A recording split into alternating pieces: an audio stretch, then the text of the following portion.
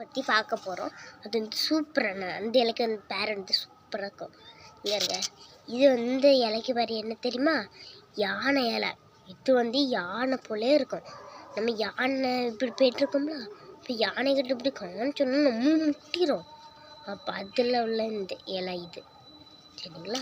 அடுத்து இது வந்து ராஜா இலைன்னு சொல்லுவாங்க. ராஜா இல்லைன்னா இது வந்து ராஜாக்குன்னு ஒரு வீடு போல் கெட்டோம்னா அங்கே வந்து இது ஃபுல்லாக வளர்ந்து நிற்கும். அதனால தான் இதுக்கு பேர் ராஜா இலை. இது பாருங்க, இது வந்து இப்படி இருக்கா, இதில் வந்து இங்கே இருங்க. இது யார் தெரியுமா இதில் எப்படி இருக்கு?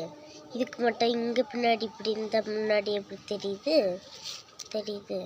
இப்படி அழகா. இது யாத்திரமா அழகா இருக்கு.